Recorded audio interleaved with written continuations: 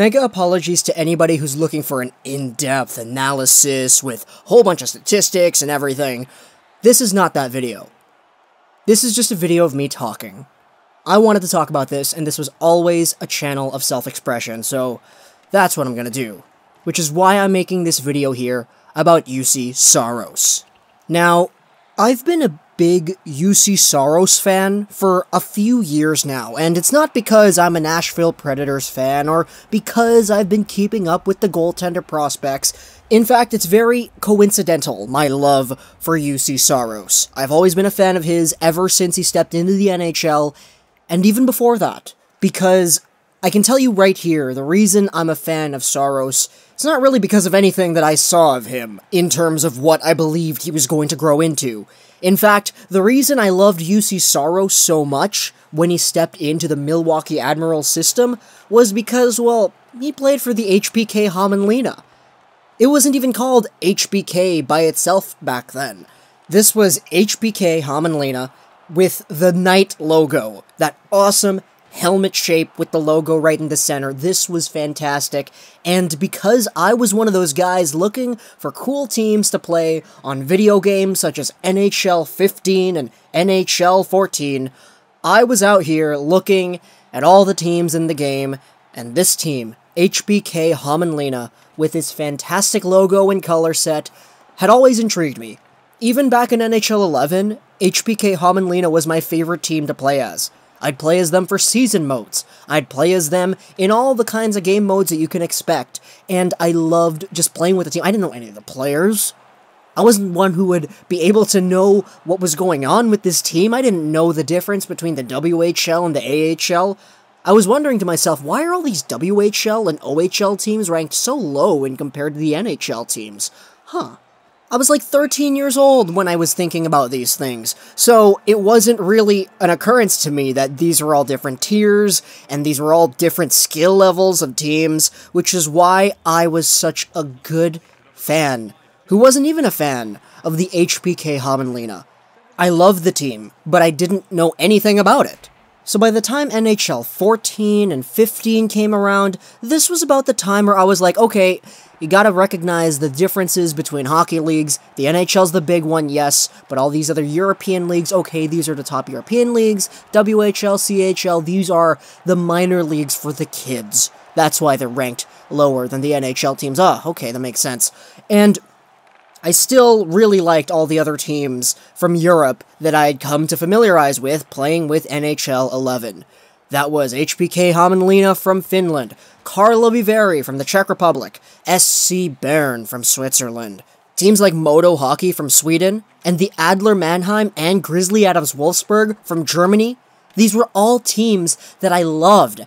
Not really because of any of the players, but because their jerseys looked cool. They got cool logos. This is why I liked HBK so much. And once they changed their logo from the knight that I believed was really cool back when I was a preteen to this circle with HBK written inside of it, I was kind of like, really, the old logo was so much better, but I still love the team. And I'd still continue to play as HBK in all of my European adventures once in a while.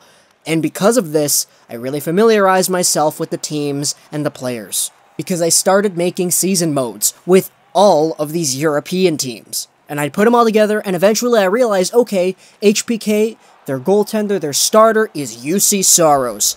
I like him. But not once did I really recognize that he was a Nashville Predators prospect. Not once until the day he made the Milwaukee Admirals camp did I realize that Juuse Saros had a legitimate shot of being an NHL goalie. And then I learned that it was with the Milwaukee Admirals. And when I saw that he was called up to Milwaukee, I was like, oh, he's gonna be a Predator, isn't he? They already got Pekka Rinne, my goodness. They got two fantastic Finns in their system, but admittedly, I didn't realize that Saros was a guy who I'm sitting here now saying that he could definitely be taking the throne from Pekka Rinne. Back then, I was like, oh my goodness, I really hope he succeeds. I hope he succeeds, because this is the guy from the team that I loved as a child. He's now in the NHL farm system. Okay, that's great. And now, here we are, almost 3 years after Juuse Saros' AHL debut, and he is in the playoffs for the Nashville Predators, and he's flawless. Admittedly, the game isn't over yet. There's 9 minutes remaining in the third period. Winnipeg is up 3-1, which means that Juuse Saros hasn't allowed a goal in this entire playoffs. Now granted, the only few times that Juuse Saros has played in this year's playoffs, with this time tonight being his 4th, he hasn't allowed a single goal. He's made a total of 26 saves in the playoffs, not including this game tonight, and he's faced 26 shots. So obviously, he's a player who's succeeded in the postseason on a very technical level, but he wasn't really the starter. He came in relief, as Pekka Rinne isn't the Rinne that got them to the Stanley Cup Finals last season, nor is he that Vezina candidate, Vezina-winning Pekka Rinne of the past. And they were talking about this on Sportsnet, on the broadcast, or was it CBC, or one of those two? They're the same thing, right? They were talking about how Pekka Rinne, in this performance tonight, getting pulled after 7 shots, I believe it was, and how this was the moment where if the Nashville Predators don't win this game, which it is now 4-1, okay, so Juuse Saros has let in a goal for the first time in the playoffs this season. This is the end of the Pekka Rinne era in Nashville. And they were talking about the close relationship between Rinne and Saros, and I totally believe that Saros is going to be the guy who takes the torch from Pekka Rinne. We've seen Rinne throughout his career. We've seen him as a Vezina-winning goaltender, highest caliber quality NHL goaltending talent. And I fully believe, not because of my personal bias over here with my love for the HBK Hämeenlinna, that Juuse Saros will take that torch. Because everything's falling into place here, isn't it? These two guys, both Finns, Juuse Saros looking like the underdog of a goaltender quote-unquote prospect because of his height, 5'10", and his weight, 180 pounds. But Juuse Saros has been built in such a good environment to win. His success with the HBK Hämeenlinna is incredible. A .923 save percentage and a 1.76 goals against average in his first full season with the HBK at the age of 19. That's incredible. And his HBK numbers were great overall in his whole HBK career. So coming into North American ice is not a surprise to me to see that Juuse Saros is a guy who's totally dominating in his field. And don't get me wrong, he's got his flaws. You could totally see that. I, for one, think he's too aggressive, but at the same time, that's kind of why he's able to make a lot of stops. Because if you watch a lot of HPK highlights or Nashville Predator highlights of Juuse Saros in action, he's very hard on the puck. He's out of his crease a lot. He's got great vision, and he's got a great level of anticipation alongside of that, too. Even if he's too far out, he still sees the passing lanes, and he's able to get over there if he needs to, because he recognizes that there's a lot of situations where he's gonna have to do some lateral movement. And I think anybody watching the playoffs this season realizes that Juuse Saros is the next Nashville goaltender of the future. Because everything, as I said, is falling into place. Saros and Rinne's relationship is looking like it's going to be insurmountably important for the development going forward of Juuse Saros.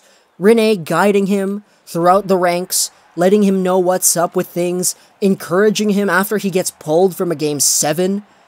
It's awesome to see everything that's going on between these guys. The fist bump on the bench after Saros took over the starting job in Game 7 here was one of the most incredible moments I've seen here in this playoffs.